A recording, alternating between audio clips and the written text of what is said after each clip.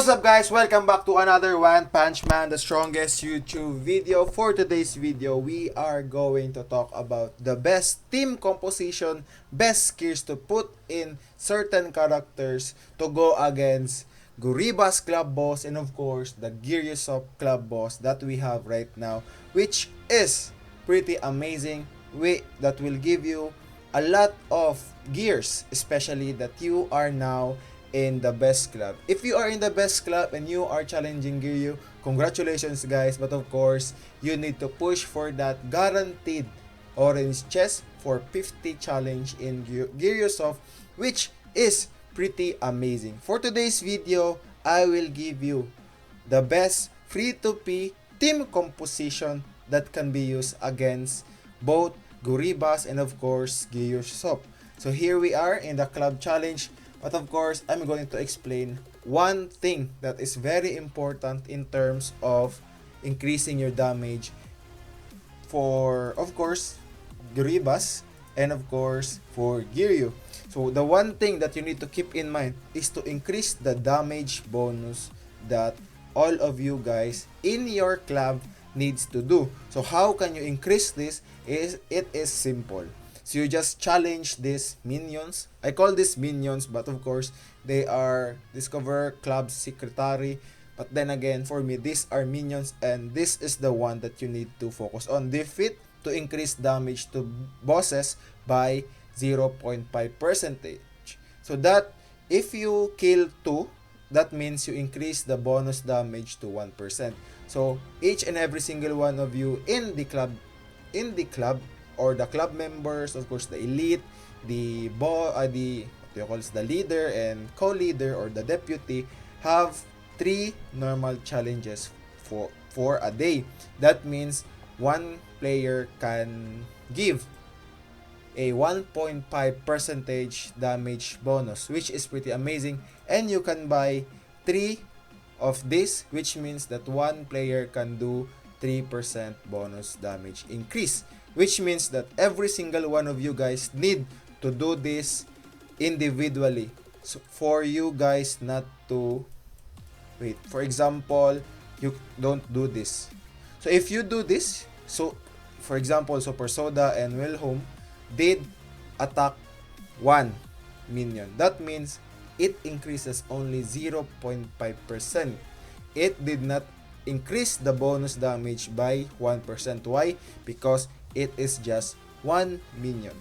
So if you guys are going to push to defeat Giryu, you need to have a coordinated attack, a good strategy to increase damage bonus, which for me, or what I can suggest to you guys, is to just let attack the free minions one at a time.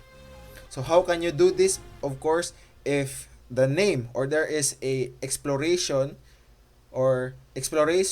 searches for a minion and that is not your name, don't attack it and just go for these minions right here that automatically like spawn in this map for after these 2 are defeated. I think it spawns a minute or 5 minutes, I don't know, I forgot. Individually guys, we are going to talk about the best team composition, the best gears to put on certain characters for you to be able to deal a lot of damage in terms of battling against Grorigas club boss and of course Geryushoop, which has a very unique kind of battle, of course attack in terms of battling with him. So first of all, let us just talk about generally with Grorigas first. So the best lineup you can use here can be Beast King, Amai, Sonic. So actually these are the best for you. If you can get like CE, if you don't have Sonic, for those who did not able to get Sonic for free, then again, if you have Chad Emperor, he is good also. But of course, most of you guys have Sonic, which is the best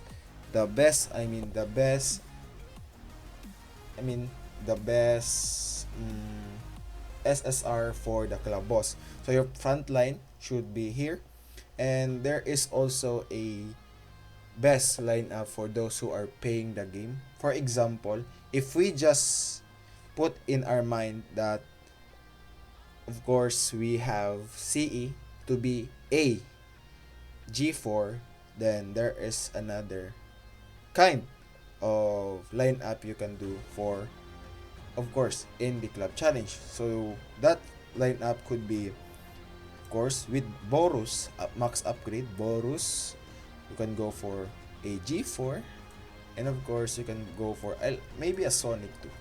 That is kind of the general gist of this lineup, to have Sonic and G4 together that have a lot of single burst damage. But of course, if you have another or an extra energy, two extra energy because Moomin is here, then you can use those energy for G4 to ultimate, which deals a lot of damage.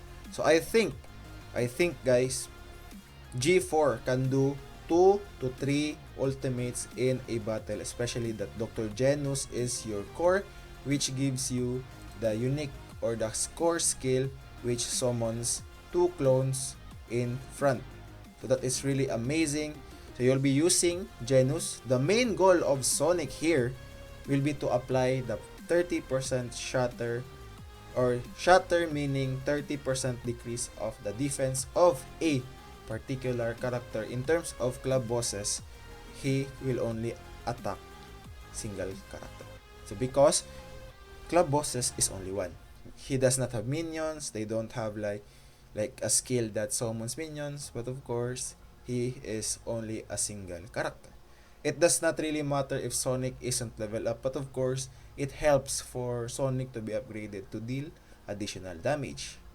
Same for CE, but CE will also boost your team. So if, of course, if Child Emperor boosts Borus, then Borus ultimate will be much more amazing. So for this lineup, the BK, the Amai, and of course the Sonic lineup, this for me is the best. If you don't have a KS on Borus, why?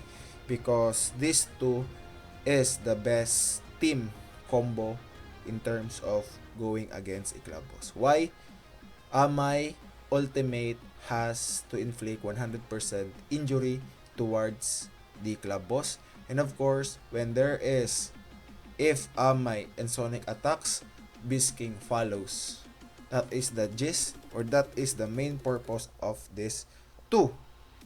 So Sonic should go first, of course, but you can always go for Amai to go first because Moomin will boost him first. So after maybe the third round, Sonic will go first. But of course, the shatter has already been inflicted. So the speed should be like maybe Moomin first, Sonic, Amai, then Beast King, because speed for Dr. Genos and Sky King does not really matter. Why? Because of putting a certain gear on them. So we will talk about that later on. So having 5-star Amai increases the damage of his injury. But you already should max out your Amai, guys, early on in the game. So Beast King increases the damage of the follow-up if he is 5-star. For Sky King, guys, this isn't mandatory, but the increase or his passive that increases the damage of all, like Beast King, Sonic, Amai, is pretty amazing. And of course, the injury will be increased also, which is amazing. So after that, this lineup can still be used for the Giryu club boss. Why? Because there is an specific kind of like composition on this, guys. So actually the team composition is already this one. It is, the new thing is about the gears of the characters in this lineup. So let's talk about it. So the best gear for this is of course to equip them with suit gears. Why? Where are they? So for Sonic, I have suit. So because increases the damage reflect by 20% after taking an action, restores 10% of HP. Actually, this after taking an action restores 10% is actually not the main thing why we use this gear set on the front line, and of course for Sonic. So basically, why Geryushoop one-shots your front line. That's why reflecting that damage gives you additional damage to do. Like if the damage of Giryu one shots your front line, how much damage does it do? If for example it does 4 million, then 20% of that is converted back to Giryu. So basically that is the goal. So the front line needs to wear suit to reflect the damage to the boss. That is the generally the main thing. And of course, having Moomin. Moomin, and if you have Alloy, if for those who does not know who is Alloy, this guy is Super Alloy Dark Shine. These two will allow you to survive more rounds if you have Moomin and Alloy. But having Moomin, if you don't have Alloy, is actually already good.